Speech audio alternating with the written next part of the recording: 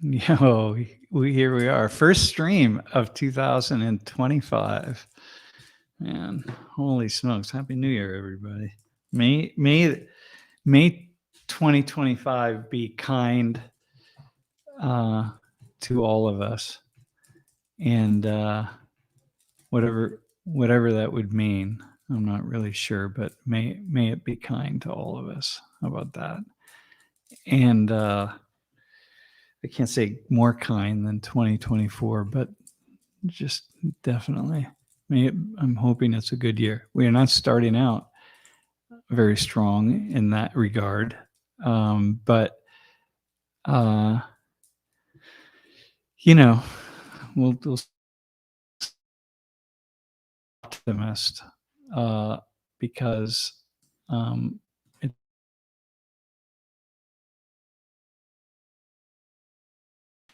I was having a conversation with Lori the other day as I was thinking about social media, and I never like to jump on the train that everybody jumps on, right? So I have this idea that social media and these phones that we all have are actually in so many ways expanding communication, right? I mean, here we are communicating, right? It's one way, but I mean, not entirely one way, but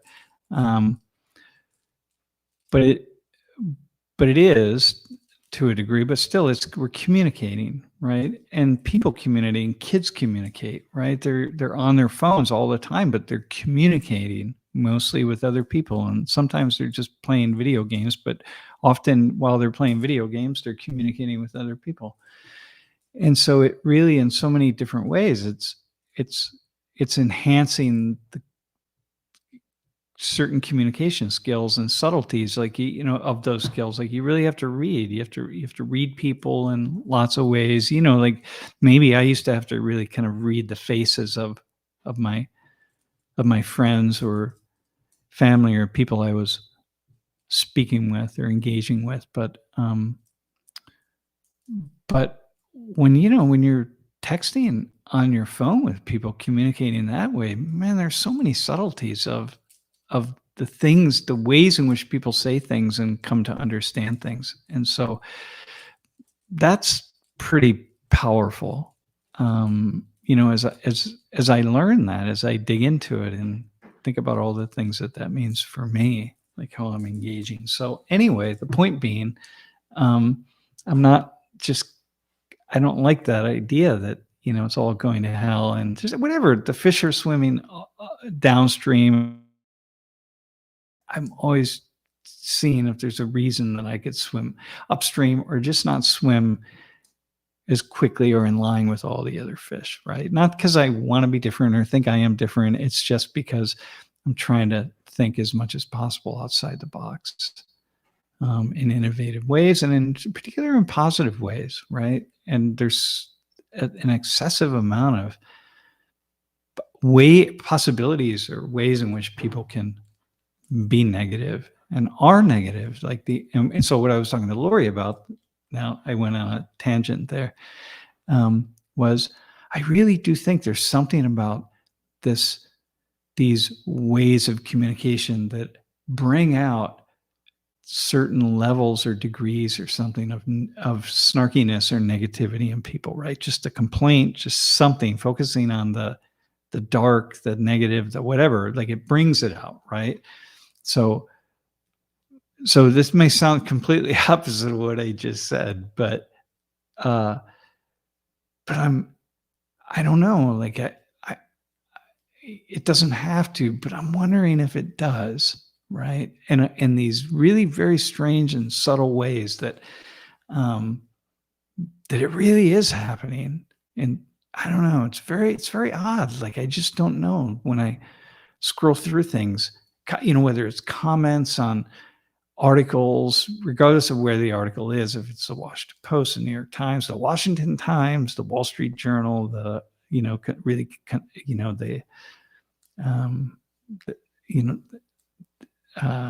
really conservative publications or really liberal or left publications, it seems like there's a lot of thoughtfulness, but the negativity, the snarkiness, whatever, seems to outweigh the positive stuff. And then I was thinking, I took it a step further and I thought, well, I was thinking about my students, and unless if we do these end of the year evaluations, of course, I don't look at them anymore. I mean, I stopped looking at them probably 15 years ago because I realized that I knew what I know what I needed to do. Rick, I don't need to.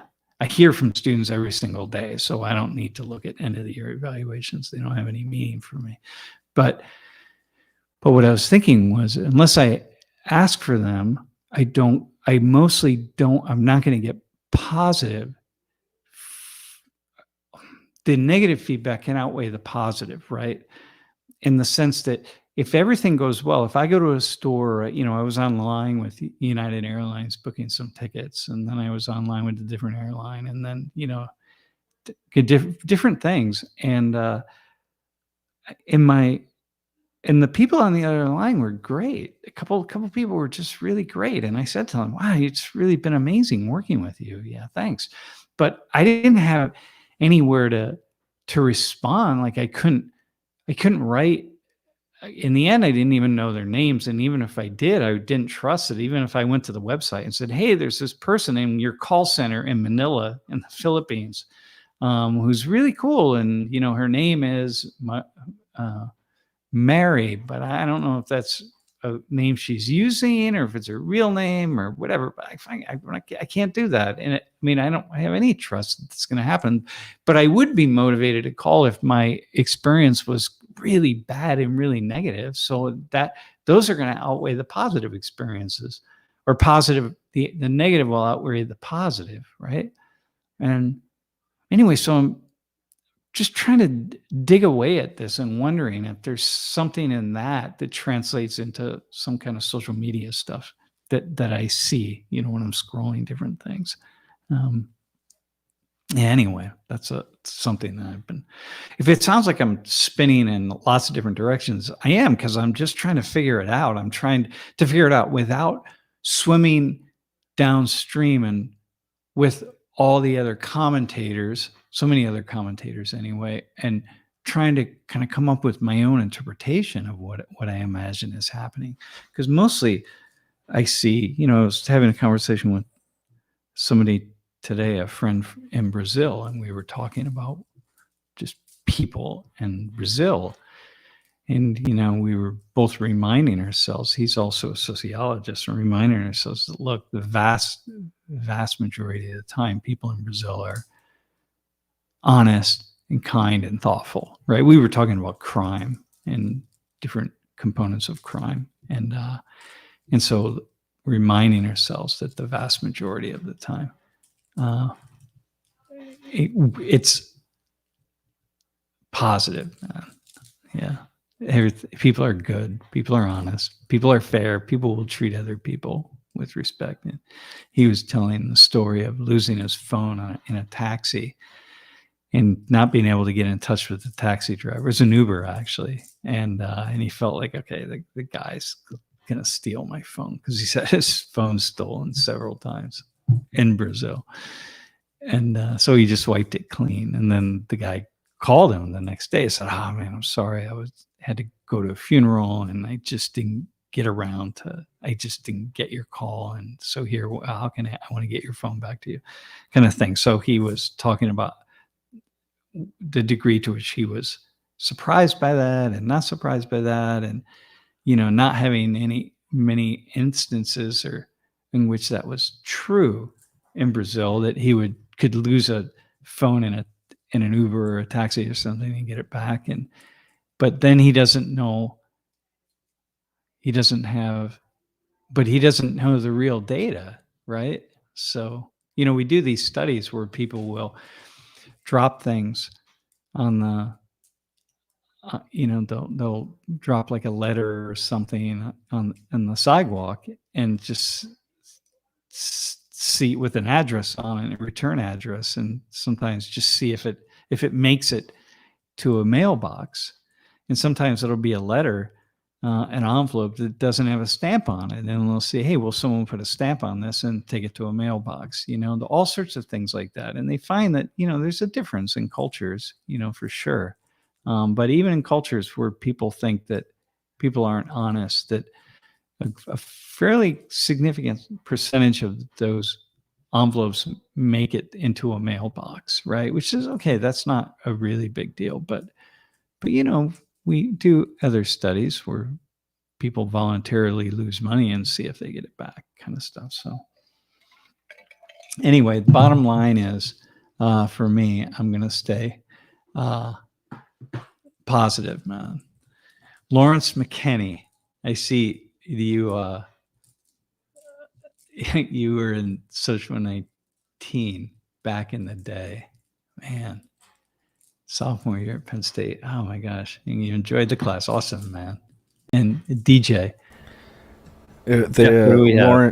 Lawrence took it during 2020, 2021. So when we were on Twitch. Ah, that's wild. All right, really that's cool. Ah, very cool. Wow, that's intense. Yeah. Huh. It's so. I was looking, Jeff. I was looking at some of the videos that we did. I was looking at like Sadhguru and different just things. How you bring people in on the screen, and we were using the green screen and stuff. Yeah, we did some really cool stuff back then. That was really fun. When we got copyright struck from the Haitian dude. Oh my God, just so many good memories coming back. Oh, there you go. There's a negative one. All right, I'm thinking the positive. You threw a negative one out. Yeah, that was our only time we ever got a strike, right? Yeah, that impacted our streaming. Yeah, it was bummer. That was actually kind of annoying, and he tried to get us to give him a ton of money, and we didn't know that if we did, he'd even remove the strike anyway. So we were like, "Yeah, get lost." Big fan of comedy asked, "How come you're so old but you haven't figured anything out?" Man, because age really just makes you more confused. Really, it does. I think anyway. I don't know. It's not my brain. My brain's working better than ever. It's just that there are more factors to configure in my brain, and there are more things to think about. More examples outside the box, more exceptions to the rules, more of everything. And so, man, it really gets incredibly difficult, man. So if you don't have a good head start by the time you sort of in middle aged, right, you get into your 40s, if you don't have a pretty good head start, well, watch out, man, because it's going to get really pretty difficult. When way that I imagine this, it's kind of like understanding things around the world is kind of like watching a movie. You can watch the movie and understand the plot, but once you get into the weeds of understanding different aspects of the movie and how this scene impacted this part of the plot and this character developed in this particular way, and yet the more you go into it, the more you're going to see. But unlike a movie that only has a certain number of facts, like 250 random facts about this movie, we're talking about human beings with millions and millions of complex emotions and actions and reactions and history and a whole bunch of other things that play into this. But if you wanted to, you could just sit back and say, hey, I know everything because I'm watching the movie, I understand the plot. But when you really get into the weeds and you start thinking, why do you think certain ways, or why does our media portray things in this way and not this way, or whatever the case may be, that's when it gets confusing. Yeah, I like that. I like that. Here's the thing. There's this. I just put it in the chat. Hang on, let me see. Oh wait, I think it. Am I limited with the number of things I can put in the chat? If it's a long link, then yes. No, it's not actually. It's just. Oh yeah, it's not letting me. All right, hang on.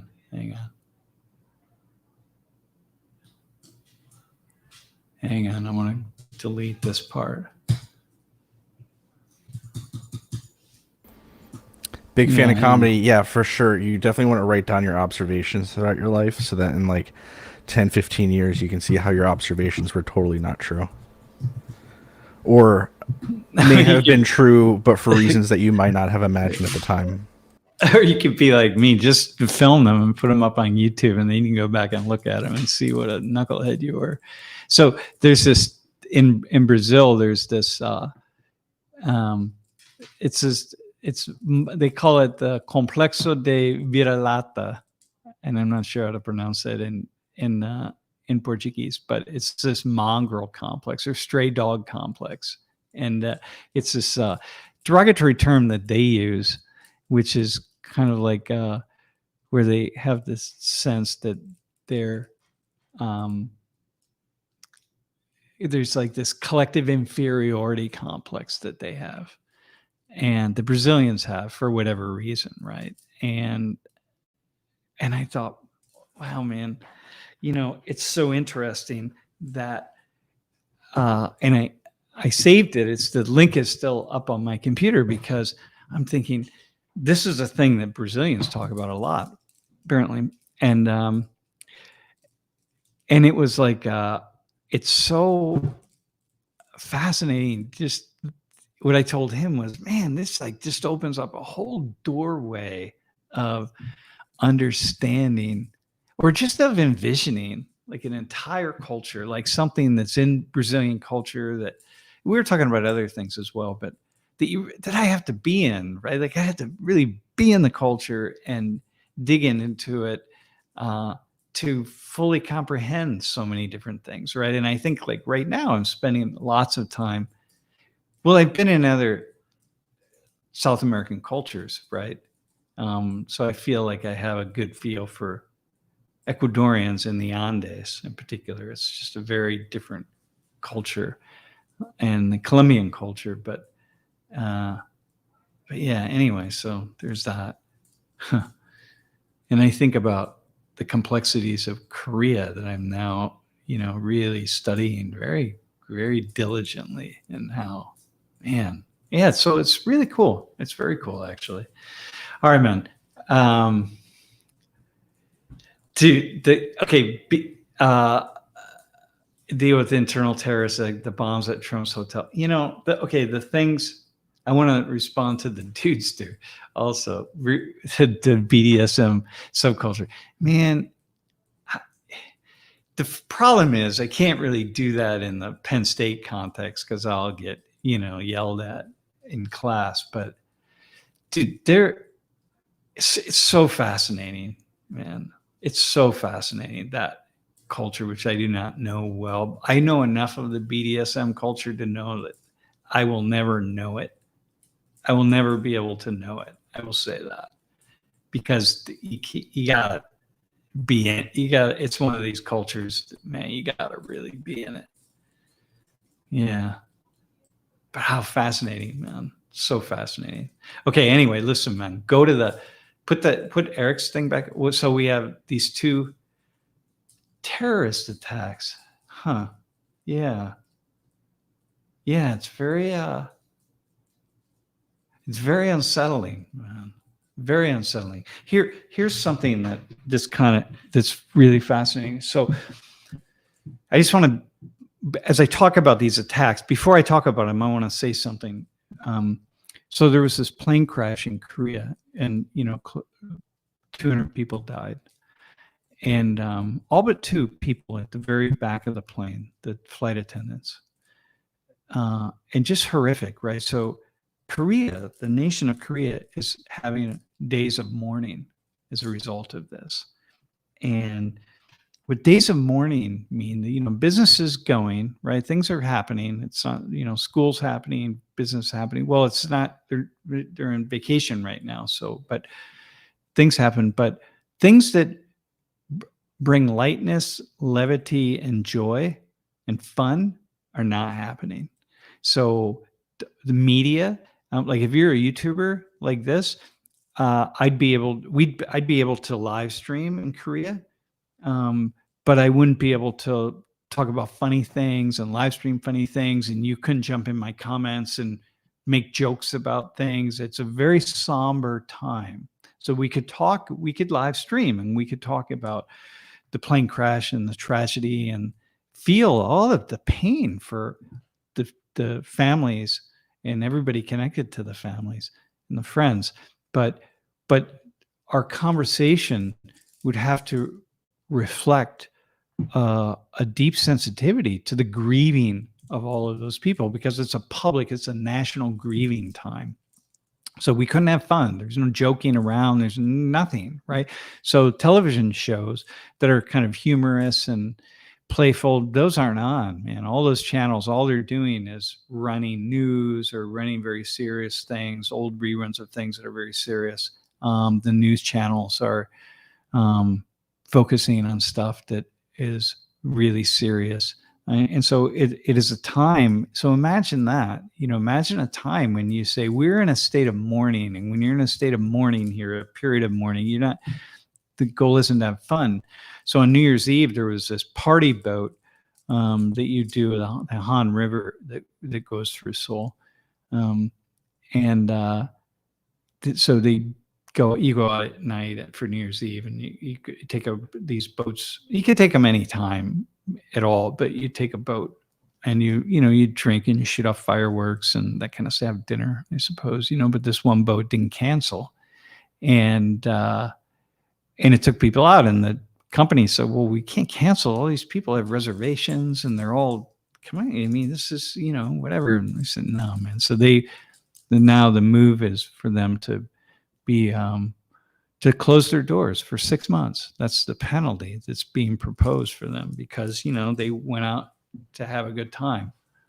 And you just don't do that. So I'm just thinking, wow, how fascinating that is, that as a nation, you're mourning, right? And you're looking at other people, because Koreans are always looking at other people, and they're watching to make sure they're all complying, making sure that, because, this is your community, and this is your, these are your compatriots, so to speak, right? And wow, what would that be in the United States? And this is how I started to think about this, like days of mourning, man, like school shootings and tragedies, and this tragedy in New Orleans. And it's a little different in Las Vegas, because the only person who died was the person who set off the bomb in the car in front of the hotel. But and in Las Vegas, or in New Orleans, I mean, it's 15 people versus 200, but it still is 15 people. And then, another 30 or so in the hospital. And then all the people who witnessed the trauma, and people are connected to all of those people. So it doesn't matter whether the number in particular doesn't matter. It's a horrific event. And I thought, wow, what would it be like in the United States to have these days of mourning where we would really come together and grieve? And I wonder if it would lead us to propose and to imagine some kinds of responses to these things that are different than the responses that we have, as opposed to just kind of gawking at it, which of course, you see in Korea, right? I mean, the plane, the footage that was shot by the one gentleman who owned the restaurant right next to the runway.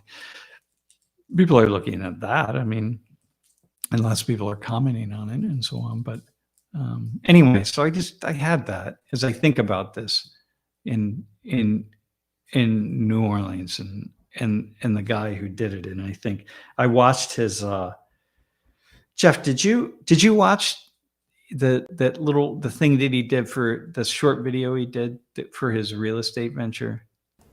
Who is this? The guy who drove the truck through the crowd in New Orleans. I have not seen any videos of him. So here, can you find it and put it up? It's pretty. You'll find it pretty easily, or maybe someone in the chat can find it pretty quickly and put it up. I think we can play it, right? I don't know. Hold on. With that. Anyway, So this is the guy who who drove the truck, right? And when I watched this video, what I told Lori last night was, it's him talking about his business. He was selling real estate. And when I watched the video, I thought, this is why police are so paranoid, man. This is why they're so intense. This is why, you can have an engagement with the police and they're going to seem like they're really dicks and being jerks, and you're like, hey man, come on, I'm Sam, I'm a nice guy, like, what are you getting in my face about, man? Like, relax, like, I didn't do anything wrong, I'm fine, and just look at me, like, come on, listen to how I'm talking, I'm fine, like, I'm not a suspect here, like, whatever. And I think, and yet they quite often might continue to be real jerks. And I thought, wow, watching this video of this guy who becomes radicalized and drives his truck through crowded Bourbon Street. No wonder I see enough of these videos. I know the stories. I speak with enough people who seem like they're really, really nice and really thoughtful. But it turns out that they're, child predators, or they're violent spouses, or they commit violent robberies, whatever it is, right? But they come across as like really nice people and they're great and like, hey, it's all good, but it turns out they're not. And you only need quite a number of those to put yourself in a place where you can become really, really paranoid and start looking at the world, man, and just seeing nothing but negativity and bad actors and people who just lie. And so this guy in this video, man, this wasn't a few years ago that he made the video, but he's a guy like anybody would like this guy.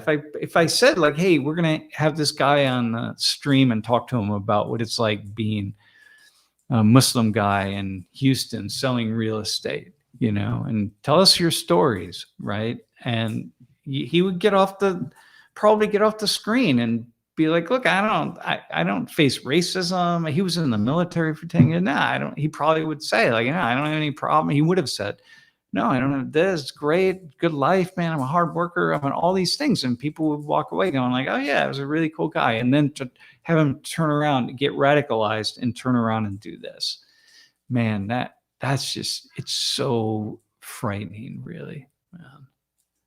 And it makes me have a lot of empathy for the police. Jeff, did you find it?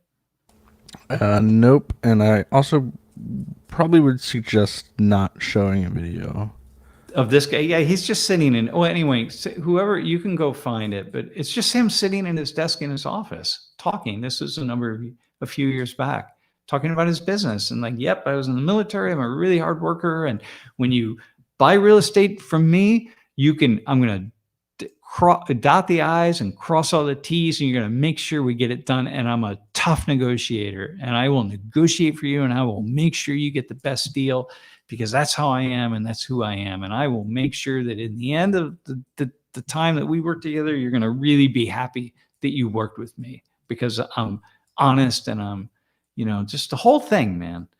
And you think, yeah, all right, this guy, yeah, I'd want to work with this guy. Listen to him, man.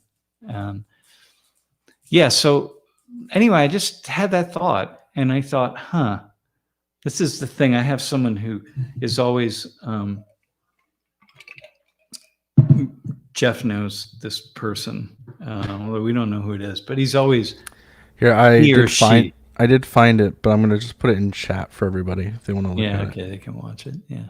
So somebody who's always constantly, man, sending me responses, sending me things about Muslims, and like, listen, man, yeah, all your Muslim friends, these are the really nice Muslims, but like, you gotta, why don't you talk about all the ones that aren't really nice Muslims? And, and he goes way over on the other end, because again, there's nothing different between Muslims, Jews, Hindus, Buddhists, whatever. Most people are honest, thoughtful, kind, and peaceful. That's just kind of how it is. Most people, vast majority, but most of the time. But the point being, like, yeah, this is going to just give him fuel. And I can't believe, or her, because I don't know who it is. I just know the name is a male name who's always sending me stuff, man. And I can't believe I haven't received an email going like, see, this is why you're wrong,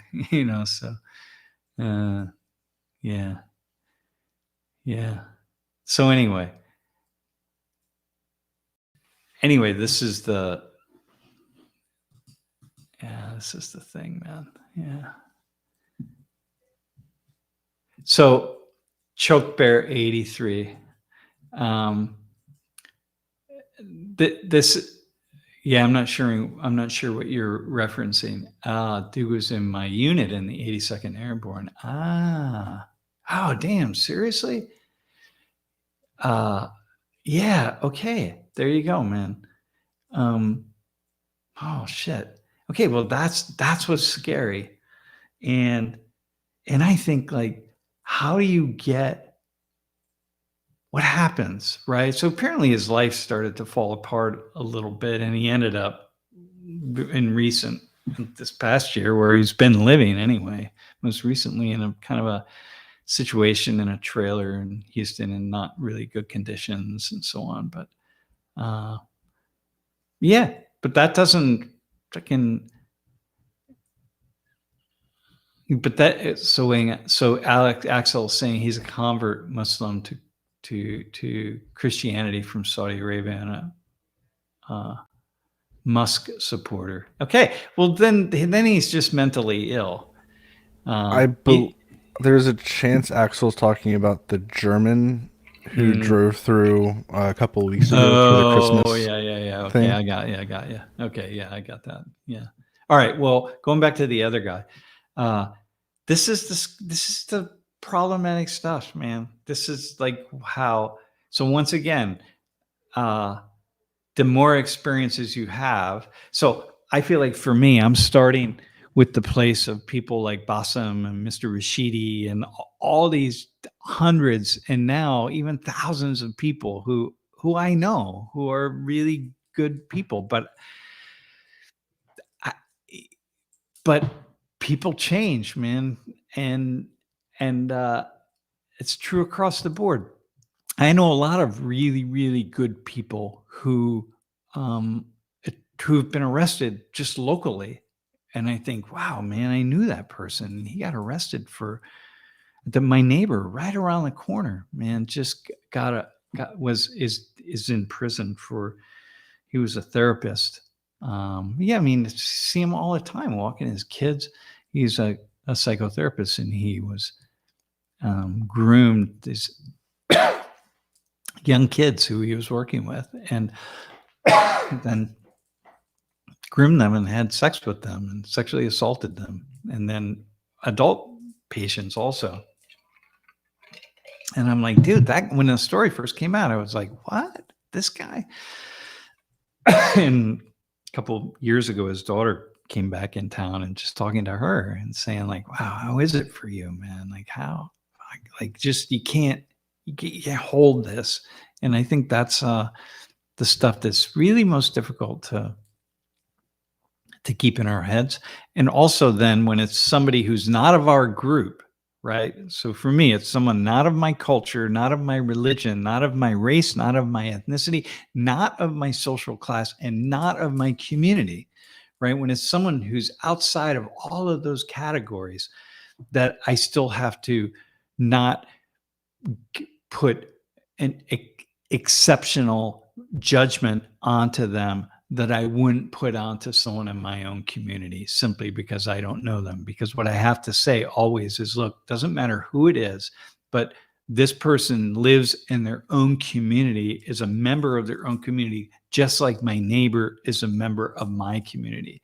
My two neighbors who are both professors, and they're both middle class, and they're both this and they're both that, all these things, right? So just like them, these other people are the same way. So when I read these stories about people, I have to resist a special kind of judgment of them, which would make me think that somehow they're more problematic than people I know, more likely to commit crimes, more likely to do horrible things, more likely to be converted into some radical, I don't know, ideology or something. So anyway, it's just a constant struggle to do that. And yet at the same time, putting my brain in neutral and saying, but hang on a second, but is there a difference here? But are some groups of people more likely to walk down a certain path than other groups of people? So yeah, I don't know.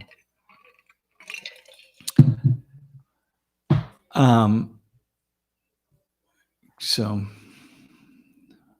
Cloud says, I need to know, is your personal purpose to bring the students to form their own ideas or to choose from the best that you present to them? No, I think it's choose their own ideas for sure. But because if I say to my students, this is a really good question. If I say to my students, hey, go out and just on this issue of like radicalization of Islam, why don't you go out and just investigate that on your own? Well, they don't even know where to start. And they're not going to do it anyway, because they're going to just leave the classroom. First off, it's 800 people in a room. I could just be like, hey, here's what I want you to do now. We're going to take 75 minutes and why don't you just go investigate radical Islam and on your own, just go ahead and do that. And, in 60 minutes, I'll stop you and then we'll talk about what you've found. Right. Well, that's not going to happen. And so, the best I can do is try to put some things out there that can give them something to bounce off of. And I mostly try to give things that represent ideas that are not common, not the ones they're going to get in the mainstream kind of media. And by mainstream media, I mean like a wide breadth of mainstream media. Twitter now has become mainstream media, right? So I try to offer some things that they're not likely to get, but I don't know, try not to impose certain visions. Cloud, you're welcome. But at the same time, I realize that, but I have my own ideology. Like, for example, I say that, look, most people are kind and most people are honest, and most of the time, the vast majority of people are good people, right? But that's an ideology. I mean, I think that that's true. Well, it is true when we look at who commits crime and how often people commit crime and these kinds of things, right? Studies of honesty, and we see that most people are honest, right, most of the time. But nonetheless, somebody else would say, yeah, but that's your ideology, right? That's not necessarily true or whatever. I don't know. So yeah, for me, I try to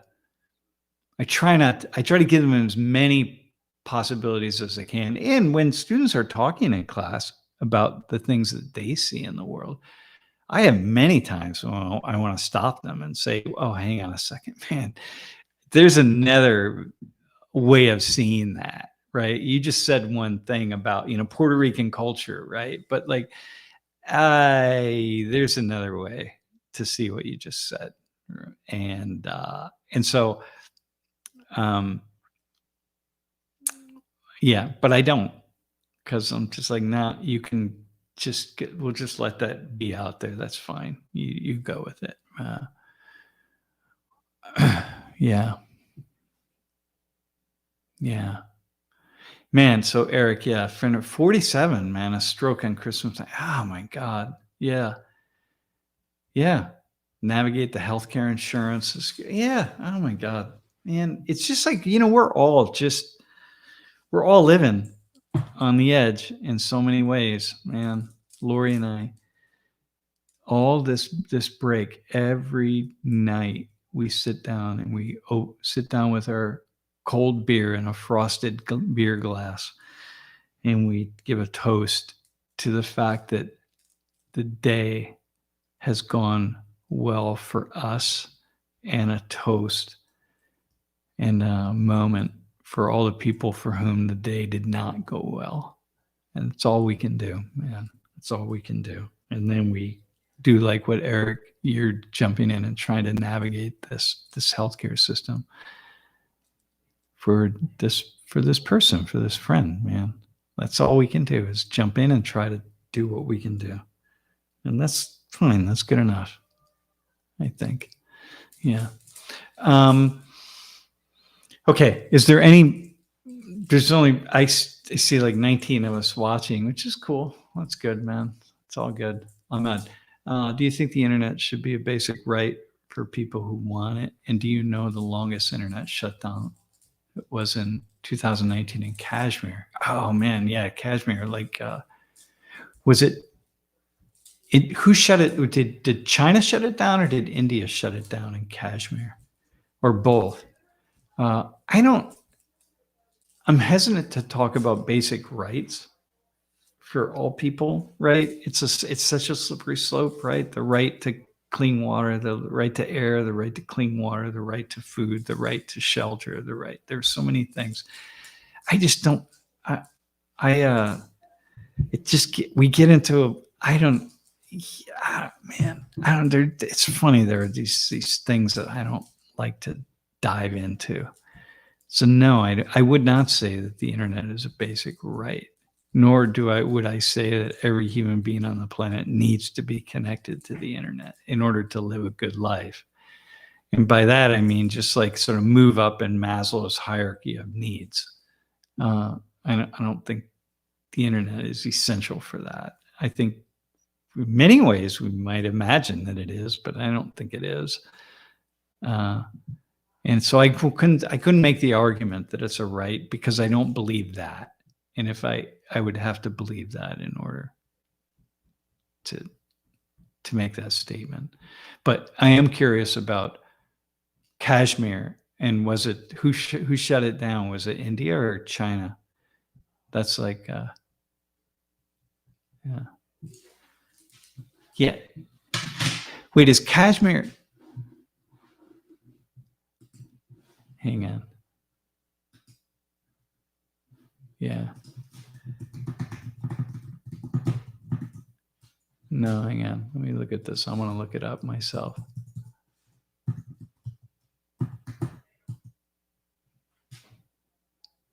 Yeah. Yeah. Anyway. Yeah, I'm curious about that. So it was the Indian side for almost 18 months. Yeah, man. Yeah, that's intense. Well, that's a problem. I mean, for me, that's a problem. I mean, I don't, in that sense, I would say that's a political aggravation, right? I mean, that's a political move on their part. It's economic violence. It's not like, hey, these people need the internet just to be on Facebook or whatever they're going to be on to have fun and to listen to music, but it's bigger than that. If India is shutting the internet down for all of Kashmir, you're shutting down commerce. You're shutting down you're closing down so many things. So in that sense, I would say it's a right, but it certainly it should be considered a illegal move on the part of the global community. I think I could say that. Yeah. Well. Huh.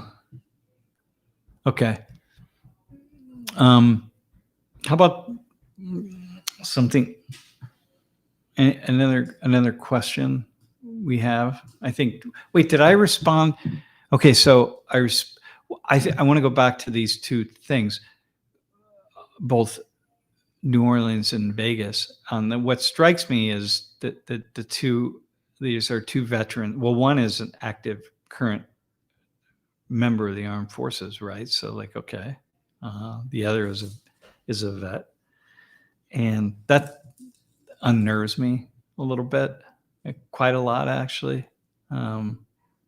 It unnerves me that this would happen at all, but it unnerves me it torques it up a little bit that these are vets. And especially the guy in Vegas, this is suicide. right? He's committing suicide. So why is he committing suicide, man? Like, and I just saw some photos of him with his dogs and his wife, and yeah. No, Axel, our life wasn't bad without the internet, but now suddenly, once you build your life around the internet, including commerce, right? All my banking's done online. So much stuff is done online that if suddenly this was pulled out from under us, well, it wouldn't be here. It's a little bit different. And Kashmir, I would recognize, is not deep in internet culture in terms of their commerce in the way that we are in the West, or Singapore is, or Hong Kong, or whoever, man. So put Chuck Bear 83. Jeff, can you put that question out on the text here in the US? Do you believe people are born inherently evil, simply waiting for the right moment to act on it? Or do you think certain events? I think that we're not born inherently. Some people are, actually. I mean, I think that there are these stories, these people, like, man, they follow these kids who are from the youngest age, man. It's as though they're being tormented by demons, and at the age of 3 and 4 and 5, they're just, wow, man. It's like, yeah, just brutally psychotic, violent, and so on, right? So that, I don't know how to explain that. We just throw a word out there like evil, but I'm sure the people who study it, Eric Sell, I'm sure that people have other words for it, but man, just pretty horrible. And I think that sometimes certain events in our lives just turn us negative. And then, once you start, if your mind just starts playing out a tape over and over again, it doesn't take a lot to write some kind of script to let that go through our, well, it does take a lot, actually. And so most people can't do that. Even if someone tried to brainwash most people into believing something really horrific, they still wouldn't be able to do it. They couldn't do it. They couldn't take it on, right? So yeah, but some people can. And I think certain events in the lives of some people can really turn them into to do some very negative things. So I don't think we're waiting for the right moment to act on it, but I think sometimes it just happens. That's my take on it. And I have to believe that people are not born with the vast majority of us. We can't turn on or activate that evil gene, whatever it is, if we could call it that. It's really difficult to say that, but whatever it would be that would take us to that place, man.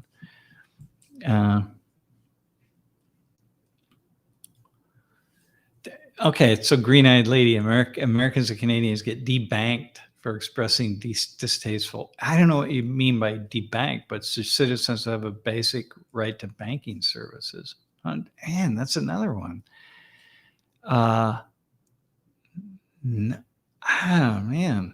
I don't know. That's like, you definitely get debanked if you have a horrific credit, but I guess you could always open a savings account or something somewhere, I would imagine. I don't know, man. Yeah, okay. Yeah, so anyway, Green-Eyed Lady, I don't know, man. I don't know. That's just, those are those questions. Yeah, I don't know. AZ, yeah. Pharmaceuticals cause homicidal and suicidal ideation for sure, man. All sorts of things happen to people as a result of taking pharmaceuticals, and some, right? And somehow very often we don't hold people responsible for that, but I don't know how you would hold man.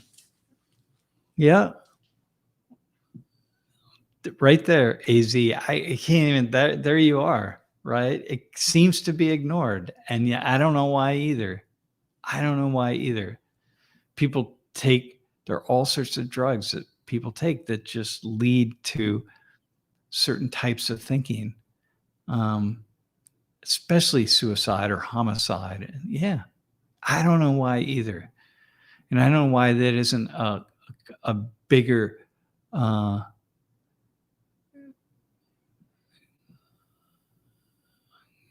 why that isn't a bigger issue. Why we're not talking about that more. Yeah, that's all. I just read story after story of people who committed some. I was telling Lori, even with this guy in New Orleans or the guy in Vegas, either one of them, man, I've known stories of people that have like a tumor growing and it just turns them violent and they can't find it, right? They don't find it until after they die or they do some kind of assessment. I mean, all that kind of stuff, man, it just, So I always, when I hear of these stories of people, I'm always like, I read this story of this husband, or no, it was a woman, it was a wife who just became really just this horrible person. And, this was in it was a woman, a mother. It was in the Washington Post and the New York Times. And she had this rare genetic disorder that made that happen. Happened to her mother. And it turned her in, and what happened to this woman turned her into a really horrible person. And then the story was about the daughter who's she has the same gene and she has like a 50-50 chance of the gene doing the exact same thing to her. And so she's trying to figure it out, but they didn't know this with the woman. They didn't know why that caused that behavior in her. People just thought that it just happened, right? Anyway, Grandpa's Place. Okay, I remember this now. Yep. And so all the truckers. Yeah. Okay, no, I find that to be okay. Now there's a concrete example of that. No, I found that to be really problematic. That the government can come in and do that to people. Although if I was trying to deal with things where if the truckers were, inconveniencing me to this horrific levels, man, I probably would be, debank them, do whatever you want to do. But if it didn't have any impact on me and I didn't understand, I thought it didn't have any impact on me, right? Because of course it did have impacts on everybody. But if it wasn't directly impacting on me, I'd probably be much more likely to support the truckers. And of course, that's the thing, right? For most of us, it's like when we have situations like that with those truckers in Canada, doing that really intense protest that lasted for a long time. If you don't really take time to understand it or put yourself in their position and really sort of dig through the somewhat complex politics of it all, then you're probably going to be like, whatever, you're going to have a certain perspective on it that, so anyway, that's the stuff with all of these things. Yeah. AZ, I remember that a story like that. Yeah, there's so many like that. Well, Ricard, no, the problem is radical Islam. We are in a position here where there's a radicalization process that is still impacting a very small number of Muslims, but it's not impacting Buddhists in the same way. It's not impacting Christians in the same way. Well, it is. There's a radicalization of Christians, but not turning Christians toward overt terrorist acts in anywhere close to the same degree. Okay. But yeah, it's a threat and we got to deal with it. And people are dealing with it. I mean, I have a friend who's in Germany they're really looking at testing different methods of de-escalation or de-radicalization and like what they have to do with youth, the messaging they have to use to keep youth from turning in that direction in some way, right? I mean, so we're spending a lot of money to try to figure out what we have to do. And, we could blame it on people just being shunted and pushed aside, and exploited, and all the negativity, right, that comes from society, right, with like immigrants and one thing after another, but the Islamophobia and all that. But sure, go ahead and blame it on that. But there's a lot of stuff that's negativity that's pushed down lots of communities, and they don't turn in that direction. So it's something that sociologically speaking, we have to figure it out and stop it as best we can, man. Well, that's the nature of it. Yeah.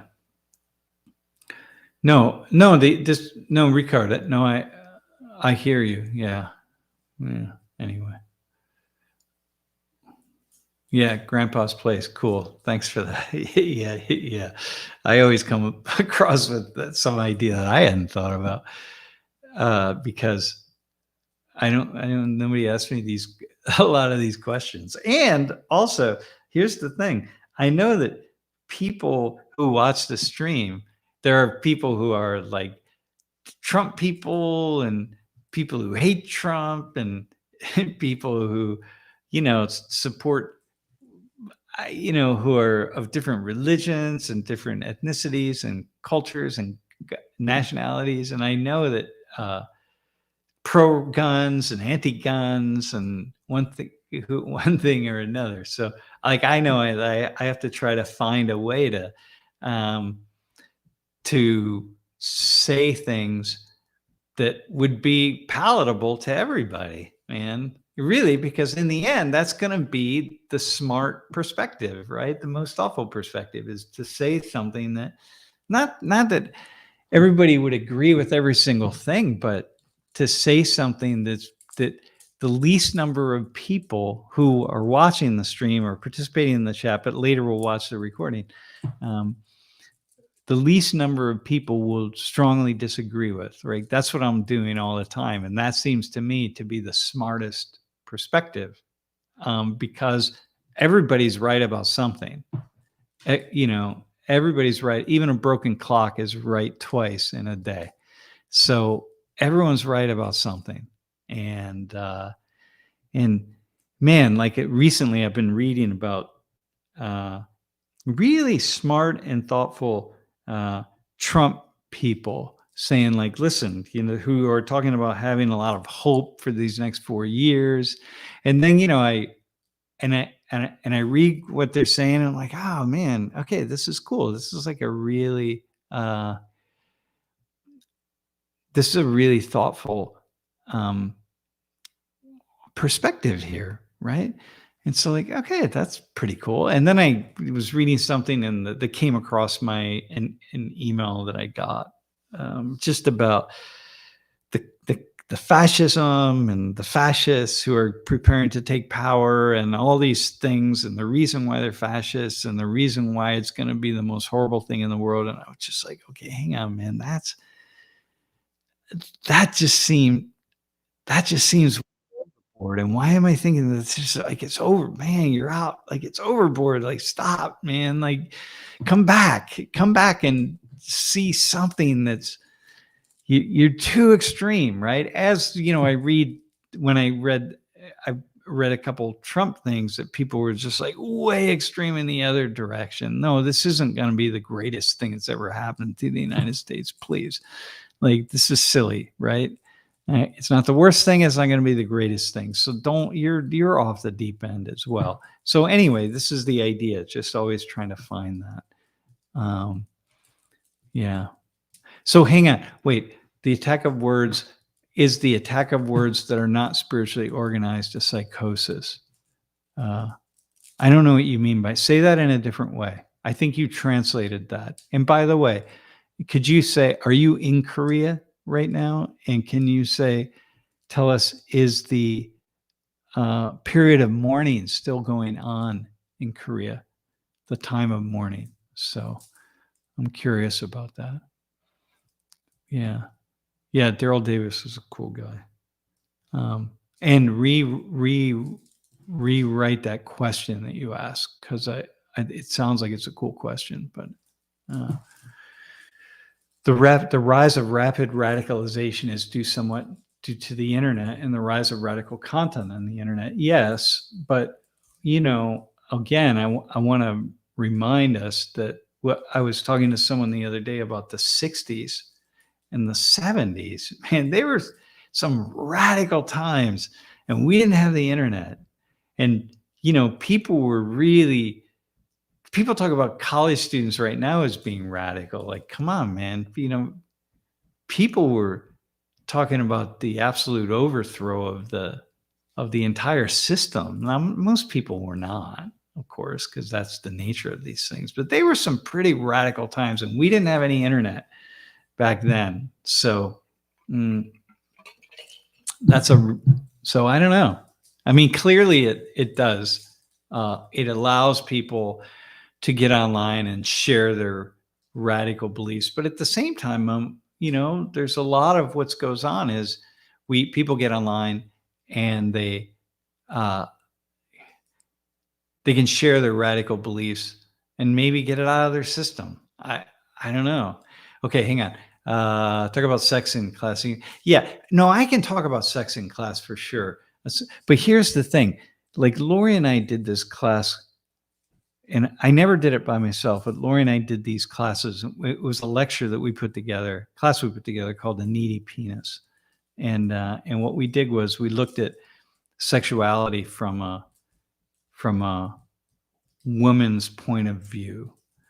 And we looked at sex from a woman's point of view. And it was Lori's idea, and it's her, the title was hers, The Needy Penis, right?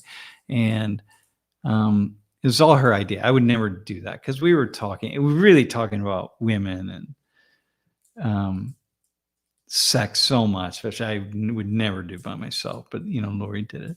But we took all those down, man. After I don't know, a couple of years ago, we just decided, it's a really cool class, and it was very well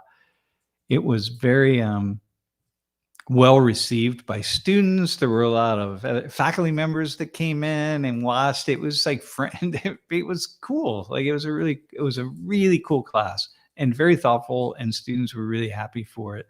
And it was very graphic. I think graphic, but yeah, it was graphic. We're talking about. Lori spent a lot of time talking about the clitoris, and how most men, straight men anyway, wouldn't ever be able to find it. Different, all sorts of stuff, right?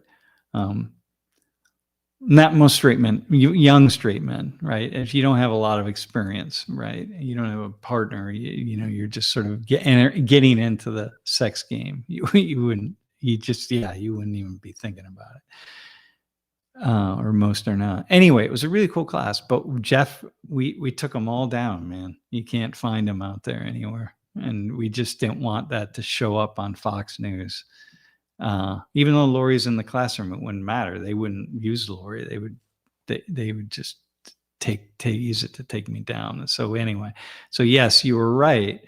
But we on one hand, but on the other hand, okay, so we could talk about sex and not be so graphic. But even then, man, I can't do it on my own without having someone else in the class, because I'm just seen as a creepy old guy. But yeah. Okay, yeah. So you watched it, yeah. Okay, yeah. So I thought it was good too. But whatever. It is. Yeah. Some of us young men had books left like can be found. Yeah, it can be found. But Eric, it does take some experience, right? You need to have some experience. So yeah. Yeah. That's funny. God. All right, hang on. There was another question.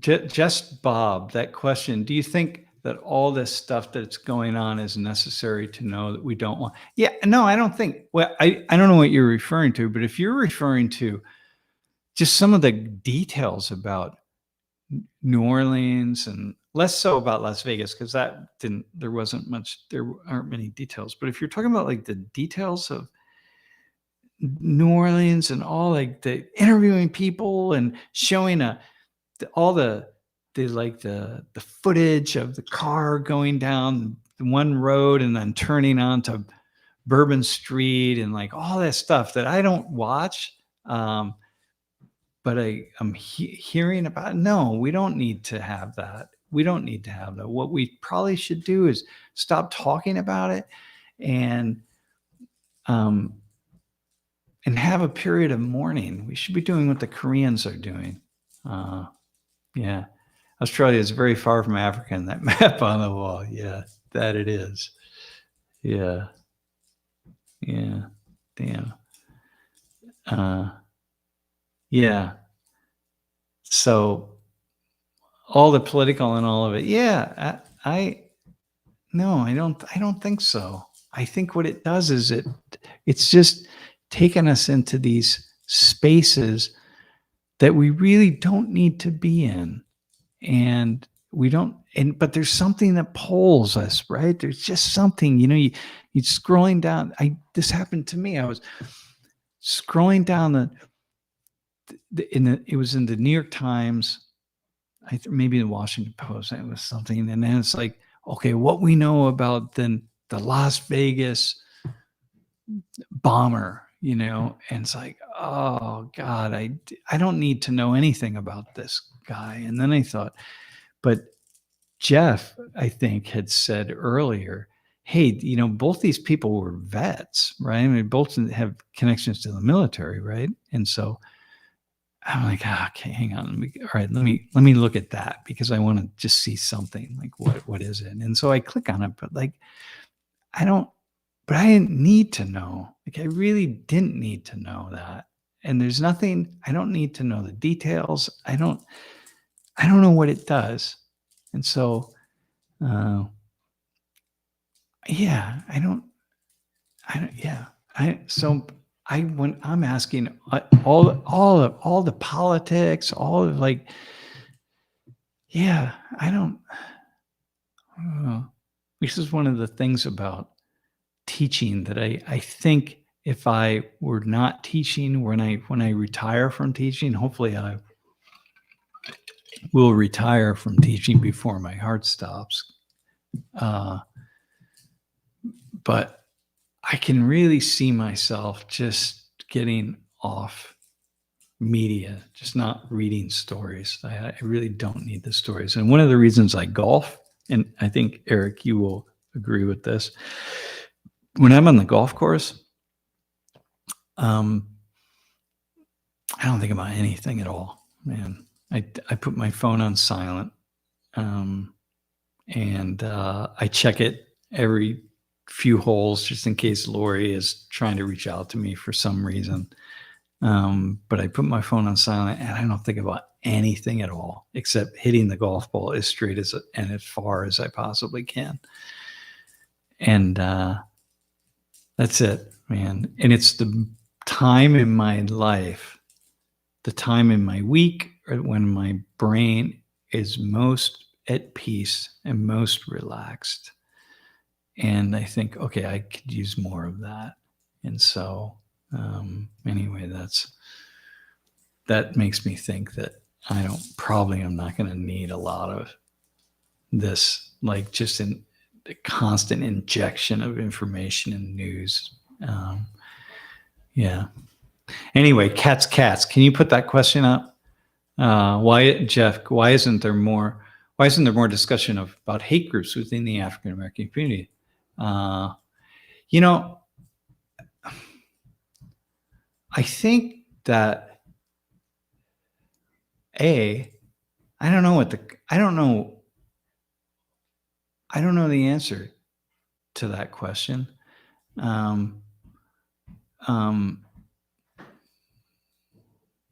Yeah, I don't have an answer. I would say probably because if I had to answer it without in the sociologist way, I would say the police and the FBI have lots of discussions, and so they're watching hate groups. Everybody, all the law enforcement is watching all the hate groups, and all the groups who some people call hate groups and other people don't. But all you need is like one person to envision them as some kind of a potential terrorism with a small t, right? With a small t, right? Not big T, just small t. It's like meaning committing some kind of acts of violence against random civilians and citizens, right?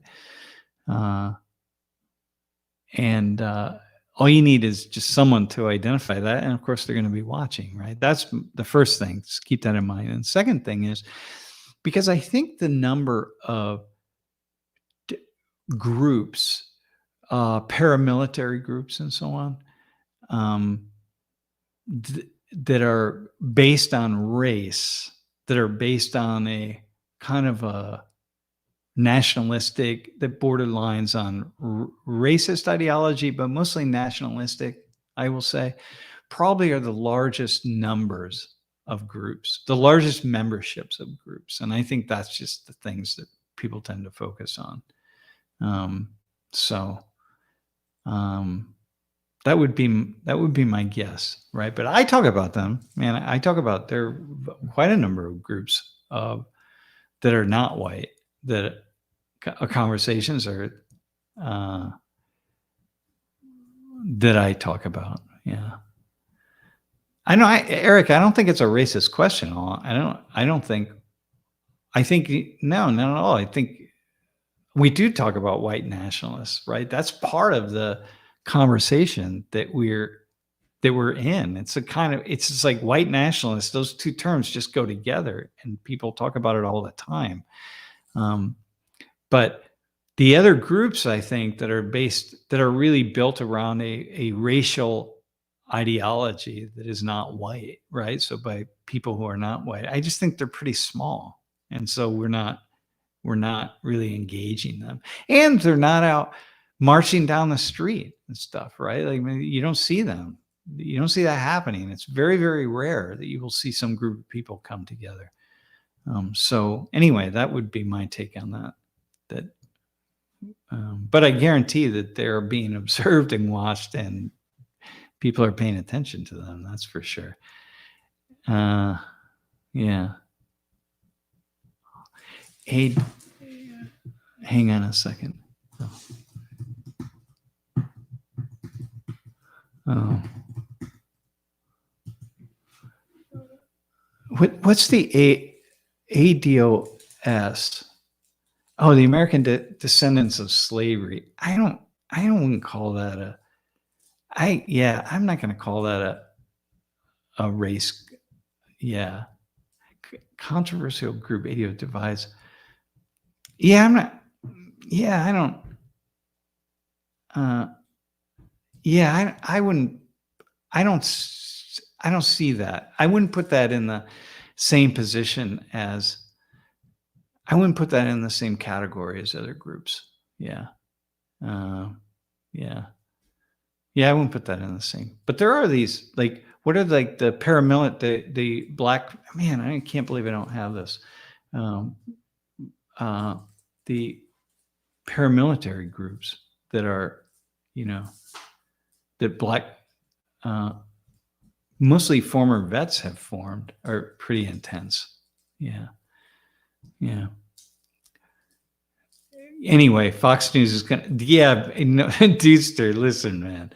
Hang on, let me go to Axel first. Germany, we had much hate crime from the far right and Nazis than all other groups. Yeah, I mean, this is the problem. It's not just hate crime, but it's the potential for deep violence, man. In the United States, there's so much. The potential for violence among white nationalists is just far greater because of the numbers of people who are NFAC, not right, NFAC, that's right, not in NFAC, yeah, Right. NFAC is the Not Fucking Around Coalition. And these guys, they're pretty serious, man. And they're, one of these paramilitary groups that emerged in response to white nationalist paramilitary groups. So, these guys they didn't emerge on their own. They emerged as a response of the white nationalists, and then of course, what they consider to be the state that is, just fundamentally racist, but not all of them, right? Black Hebrew Israelites. Yeah. Okay. Well, Black Hebrew Israelites came after us. Jeff, Jeff will remember that a couple of years ago. But there was like 3 people. I mean, they're nothing. They're just a tiny, tiny group of people. So they're not, they're on the mall, in the Washington Mall, and they're talking and they're saying all this kind of stuff, but they're like, the people that came after us were like 3 people, but the group itself is very, very tiny as well. I mean, they number, I think, a few dozen members that are really kind of active. So that's why, we talk about them. We talked about them in Social 118, right? I talk about them, but I can't put them in the same level as some of these paramilitary groups, man. There's no way. The Proud Boys, right? There's no way you can take Black Hebrew Israelites and the Proud Boys and put them in the same category, right? Well, they're in the same category, but they're just so tiny compared to the Proud Boys. Of course, the Proud Boys have shifted a little bit, right? They're less kind of in your face, but there are a lot of groups, man. They are very large and they are very scary potentially. And so I think it's what Axel's saying about Germany as well. Like, they are just way more. World War II vets created the Hells Angels. Vietnam vets created all sorts of. Yeah, exactly, man, exactly. So, and the Hells Angels were, although mostly white, not entirely white, man. And then, various Black and Hispanic bikers developed their own gangs in response, right? So it's not that you don't look at those. You have to look at all these things, but recognize that some are pretty small and relatively inconsequential. But not inconsequential. They're just smaller. They're still consequential, meaning you got to keep an eye on them, and the police do, and the FBI does, guaranteed. But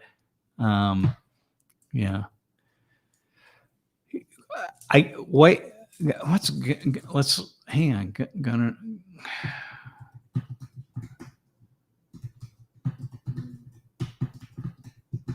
Gun ownership by race. Wow. What percentage of Blacks own guns? 24% of Blacks own guns. And 36% of white people report that they are gun owners. And here, hang on. Let me pull it up here.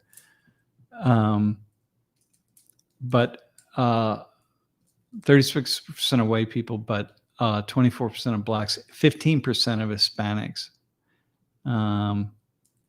Right. So, there we go. Right. But 24% is a lot of people, man. That's a lot of people, right? That's 10 million Black people in the United States, or not quite 10 million, but about 9 million. And 10 million. That's a lot of people. So, like, there you go. It's not like, but 36% of white people own guns. And it's a lot more white people, because there are a lot more white people, and that means white people own a lot more guns. But 10 million Black people owning guns is a lot of guns, man. And like, I want to, Proud Boys exactly had a lot. AZ had a lot of Hispanic and Black members. Yeah, members who are not white. So, So anyway, for me, that's a lot of guns, man, in the hands of a lot of people, and not just white people. So I'm thinking about that. Also, by the way, no, I'll let that go. 6 in 10 Americans say people in their community have a positive view of most gun owners. That's kind of interesting. That's a kind of a new thing. Yeah. Huh. Yeah. Wow. It's intense, man. It's so interesting, right? Democrats, 34% of Democrats own guns, and 60% of Republicans own guns. Jeff, I don't think I can't. Can I share?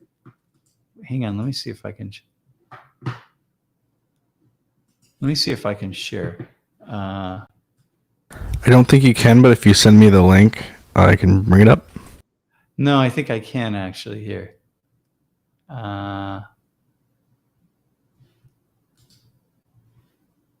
Hold on. Hold on.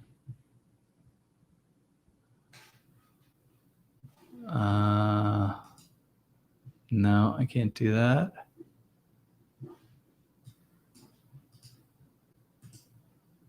Hang on, I want to see if I can pop this out.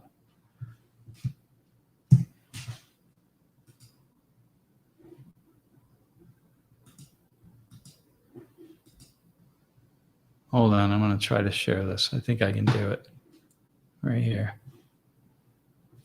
It's a, okay, here we go. Yeah, I don't think I'll.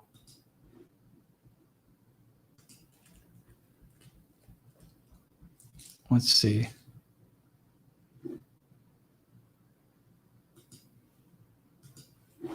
Nah, there you go. So this is what I was looking at over here. Jeff, I don't know if is there any way you can, there we go. Slim majority of Americans support passing stricter gun controls. Anyway, this is,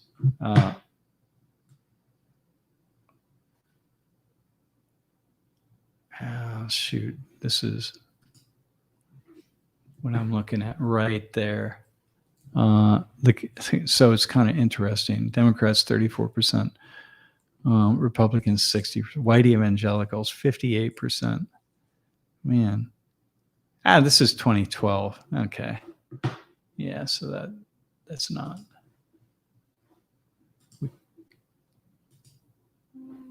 Yeah, you can stop sharing. That's 2012. But either way, it still is. It's interesting in that way. So, all right, man, what do we have? A 77 square foot grandpa's place, a 77 square foot walking gun safe with weapons going back over 100 years. Yeah, that's fascinating, man. 77 square feet walking gun safe. Oh my God. That's so intense. Yeah, must be really fascinating. Grandpa's place. Do you have you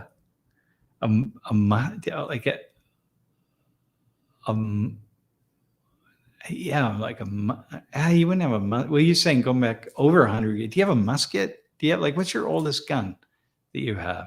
I always wanted to fire one of those guns, like from the Civil War, going back, like a musket kind of gun from the Civil War or something. I think that would be so intense. To do that. Just Bob, at one point, I owned over 50 guns. When I moved to town, I gave away urban life. Yeah, exactly, man. Yeah. Yeah, you're right. It's not, it doesn't make sense, man. That's why I see people who do really crazy things, man. They have a gun in their car. And I'm like, listen, man, that's just a bad idea. It's not a good idea unless you really know yourself, just to have a gun that you can readily grab in your car. I've been driving my car for, almost for 50 years. I've been driving almost, and I've never needed a gun. Right. And I think, okay, let's go. If you don't know yourself, it's just a dangerous thing to have, man. So you're in Texas, you got an 1861 Navy revolver. Whoa. That's intense. What's it like to shoot that? It's so wild. Huh. Yeah.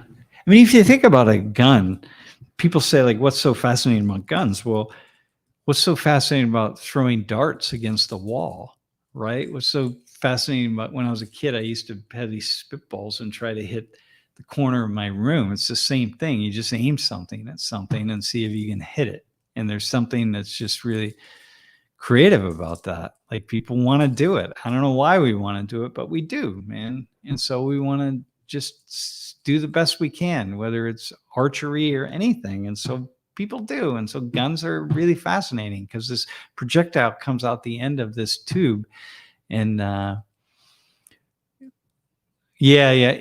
so it comes out the end of the tube, and it's just absolutely fascinating. And people, I don't know, that's just as somebody who just has only shot guns for target and a little bit of hunting, but mostly just target for me. It's fascinating.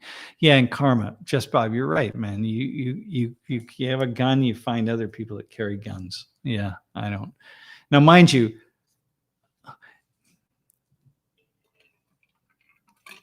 and Larry, I hear that.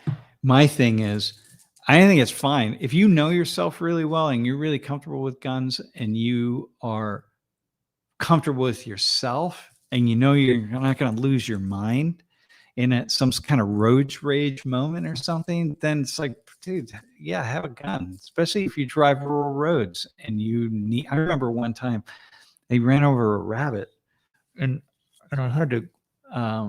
The rabbit was still alive, and I had squished its whole back part of it, and I had to kill the rabbit, right? So I had a knife in my car, so I was able to kill the rabbit. Well, I could have just twisted its neck too. That would have been okay. But I think, what if it was a bigger animal and I had to kill it? Like, what would I do? Right. And so I have a friend who had to kill a deer that it was wounded, and he had to kind of track it off the road and kill it. And I think they put it out of its misery. Right. And so, like, okay, there are a lot of reasons, especially if you're in a rural area, you want to have a gun. But the idea being like, man, you better know yourself, because if you don't know yourself and you get in the wrong situation and you pull that gun out, man, that's just a really, really bad idea. So Larry, that's my take on that. And I think there are far too many stories of people who appear to not know themselves very well, man, and that they get in these really stupid situations. And I think you had no reason, man, you clearly had no reason to have a gun. That was a bad idea. And now you're going to be dealing with that for the rest of your life. Yeah. The results of that decision, man, to pull that gun out, and we didn't need to.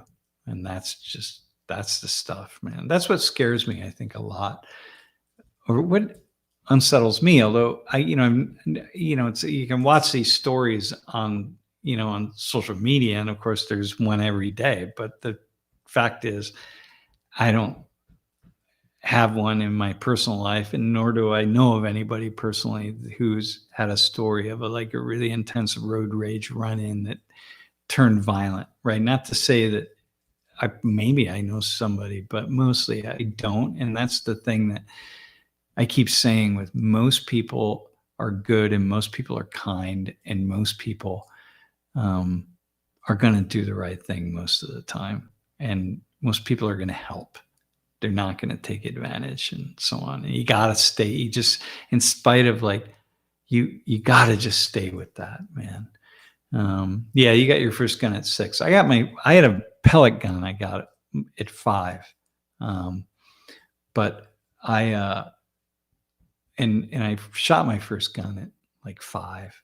4. I mean, it was young, really young, 5 or 6. It was a 22. And so, yeah. And Grandpa's place, you got feral hogs on my ranch in East Texas. Yeah. You know what? I was watching, I went down the rabbit hole, Grandpa, of watching some YouTube videos about hogs. I mean, people, it's some incredible number, like 10 million or something feral hogs in the United States that are just doing just an incredible amount of damage to crops. Maybe it's more. Someone look it up. What's the estimate of the number of feral hogs? But anyway, I went down this YouTube channel where I was looking at people who were killing these feral hogs, right? And trapping them and killing them. Farmers, it was Texas and Louisiana is where these videos were coming from. But I was like, man, God, unbelievable. Yeah. Yeah. Yeah. I think. Yeah. Get your violence is out of fear, but also violence is out of anger. And, and that's really quite a problem. Yeah. Yeah. Yeah. So your dad being a veteran of World War. Yeah. This is the thing, Larry. Yeah. Like this is, yep. I mean, this is it, right? If you know yourself, it's fine. Right. Like, I have no problem with people who know themselves, man. Yeah. But so many don't. But you can't legislate that, right? You can't apply for a gun permit and be like, okay, we're going to send you into 10 weeks of therapy to have somebody assess whether you know yourself well enough that you're not going to be stupid with your gun. Like we can't do that. And so we could know that, hey, we see on your record here that you have been institutionalized for whatever you got, you were in prison for beating your spouse, right? So like, yeah, we're going to maybe not give you a gun right away. There are things like that we could do, but we don't. And, but it's hard. Like, I don't know, man. Yeah. Yeah. Green-eyed lady. I was watching, that's one of the videos I was watching, people hunting hogs from helicopters. But my thing was, I always would have the idea that these hogs would be really good to eat because they're wild hogs eating, it's like, it's like grass-fed beef, grass-fed cows. So grass-fed hogs, like when you eat them, but apparently they're not good to eat. And I don't really understand why that is, but other than it's kind of like Canadian geese. Canadian geese are really greasy and unpleasant to eat. And yeah. So I don't know, like why aren't people eating the feral hogs? It just seems like that would be an important or a valuable source of meat for people. Yeah. Yeah. Most men's greatest fear is rejection. And when it occurs, we struggle to manage shame and we twist it into anger, power, and control. Eric, that is like, yeah, that's right there, man. That's it. Yeah. Yeah. Yeah, like can someone grandpa can somebody respond about eating hog meat? Like cuz Larry's saying, yeah, and in Hawaii eat it all the time. Like why don't people eat these hogs or do they? Maybe it's just there so many of them, man. Yeah, hey Choco Bear, take care. Hey, we're past our time anyway. 4:30 was our break off time. But anyway, I want to hear that. Or maybe I want to look it up myself because nobody give it to me. Yeah. Hogs are better if you turn them into sausage. The older ones are tough. Oh, maybe that's it. They're tough and gamey. Yeah, yeah. I think you realize that most of the pork that we eat, the hog meat that we eat is young. It's like chickens, right? The vast majority of chicken fryers and stuff are, like 8 or 10 weeks old or something like that. So, okay, maybe that's it. Yeah, Eric, I have that. Yeah, that is the dynamic. Okay, listen, we're gonna blow out. I'm leaving for Miami tomorrow night. We'll be gone until next week. We'll be back on Friday. Maybe we'll Eric. Are you going to the game? Nah, I'll be back before that. Yeah, but I'm going down. I'm going to play some golf at the Turnberry. So that's kind of cool. So we'll see what I can do. That's where it all started last week. And Jason, I hear that parasites and hogs. Yeah. Yeah. Okay. All right. Listen, thanks. Yeah. Thanks, Larry. Glad that you hopped online. Okay. See you, everybody. Next week we'll do something for sure. And then we're back in action. Thanks. Really appreciate it.